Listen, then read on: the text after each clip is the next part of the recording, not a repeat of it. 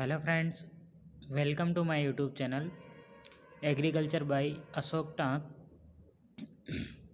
आज का अपना वीडियो एग्रीकल्चर के चैप्टर 4 वीड का पार्ट 6 है। इसके आगे के पार्ट चैनल पर अपलोड कर दिए गए हैं।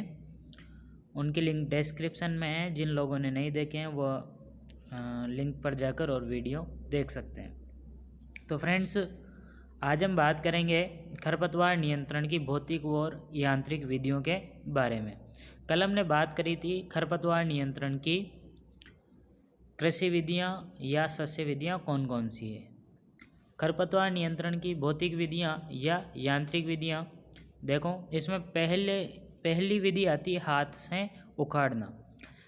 तो हाथों से खरपतवारों को हटाने की जो क्रिया है वो केवल कहाँ पर संभव है? छोटे खेतों में संभव है। बड़े खेत है तो वहाँ पर ये संभव नहीं है। दूसरा, इसके अंदर समय अधिक लग रहा है और ये विधि केवल नर्सरी में ही या छोटे खेत में ही अपनाई जा सकती है। ठीक है फ्रेंड्स। सेकंड जो विधि है निराई गुड़ाई करना, तो इस विधि में खुरपी की सहायता से खरपतवारों को हटाया जाता है। ये भी छोटे खेतों के लिए उपयुक्त विधि है। बड़े खेतों में खुरपी की सहायता से पूरे खेत के खरपतवार हटाना संभव नहीं है। इसके लिए हम अन्य यंत्र भी काम में ले सकते हैं, जैसे कुदाली, फावड़ा, हैंड हो तथा बैलों तथा ट्रैक्टर से चलने वाले हैरो या कल्टीवेटर का प्रयोग भी हम कर सकते हैं निराई गुड़ाई के लिए। अब जो खुरपी से होती है, जो ऊपर होती है, उसको हम निराई कह देते हैं और इन यंत्रों से गुड़ाई की जाती है, मतलब ज़्यादा गहराई से खरपतवार निकाले जाते हैं। खरपतवारों के नियंत्रण के लिए बार बार निराई गुड़ाई करनी पड़ती है। निराई गुड़ाई के द्वारा यदि खरपतवारों को नष्ट करना है तो बार बार निराई गुड़ाई करने की जरूरत पड़ेगी। नेक्स्ट है कृषि क्रियाओं के द्वारा खरपतवारों को नष्ट करना। तो कृषि क्रियाओं को अपनाकर खरपतवारों को नष्ट कर सकते हैं, वह हमने कल पढ़ा है। नेक्स्ट, छटाई करना। इस विधि में खरपतवार के पौधों को बार बार काटा जाता है जिससे ये पौधे नष्ट हो जाते हैं। इस विधि का प्रयोग बंजर भूमि में कर सकते हैं। सड़क के किनारे अथवा चारागाह और नहरों के किनारे उगे हुए खरपतवारों को नष्ट करने के लिए हम करते हैं। बार बार खरपतवारों को काटा जाता है जिससे वह नष्ट हो जाते हैं। जलाना, तो खरपतवारों को जलाना, और ये विधि हम कहाँ पर काम ले सकते हैं? तो ये विधि अकृषित क्षेत्रों में, मतलब जहाँ पर खेती नहीं होती है और बंजर मृदा में ये विधि काम में लेते हैं। नेक्स्ट है पानी भरना। तो जिस स्थान पर पानी की मात्रा उपलब्ध हो वहाँ पानी भरकर खरपतवारों को नष्ट किया जा सकता है। इस विधि के द्वारा अधिकतर जो रेगिस्तानी खरपतवार होते हैं उनका नियंत्रण किया जाता है। खरपतवार नियंत्रण के पहले हमने खरपतवार नियंत्रण के सिद्धांत पढ़े थे। उसमें जलवायु के बारे में पढ़ा था कि खरपतवार नियंत्रण के पहले हमें खरपतवार की जलवायु के बारे में पता होना चाहिए। तो जो रेगिस्तानी क्षेत्र के खरपतवार होते हैं, इन खरपतवारों को हम पानी भर करके नष्ट कर सकते हैं।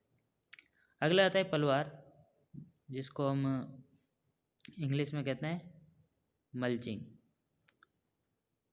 मल्चिंग या पलवार। तो मृदा की सतह को किसी भी परत, चाहे पॉलीथीन हो चाहे घास हो, उसकी सहायता से मृदा की सतह को ढकना पलवार कहलाता है या मल्चिंग कहलाता है।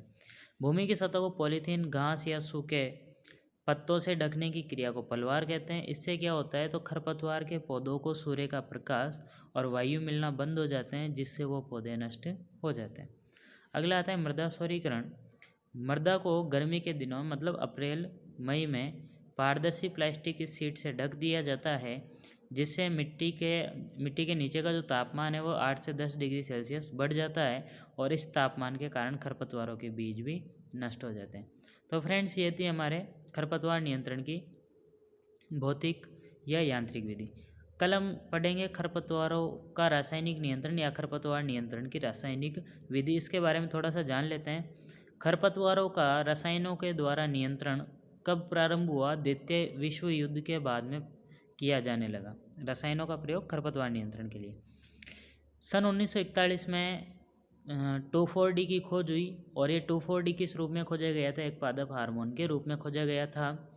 लेकिन 1945 तक 2,4-D का प्रयोग खरपतवार नाशी के रूप में किया जाने लगा। 2,4-D की फुल फॉर्म मैं वैसे पहले बता चुका हूँ, 2,4 डाइक्लोरोफिनॉक्सी एसिटिक एसिड। और इसका प्रयोग हम कहाँ पर करते हैं? तो इसका प्रयोग हम ब्रॉड लीफ वीड्स मतलब चौड़ी पत्ती वाले खरपतवारों को नष्ट करने के लिए करते हैं। जो सकड़ी पत्ती वाली फसलें होती है जैसे गेहूँ है, ठीक है, तो गेहूं के अंदर चौड़ी पत्ती वाले खरपतवारों को नष्ट करने के लिए हम 2,4-D का प्रयोग करते हैं। 2,4-D के साथ में अन्य रसायन MCPA की भी खोज हुई। इसका पूरा नाम ये है 2-मिथाइल 4-क्लोरोफिनॉक्सी एसिटिक एसिड। तो 2,4-D के साथ में इस रसायन की भी खोज हुई। इसका प्रयोग भी हम खरपतवारनाशी की तरह करते हैं। तो फ्रेंड्स, वीडियो अच्छा लगा हो तो लाइक कमेंट शेयर कीजिए और चैनल को सब्सक्राइब ज़रूर कीजिए।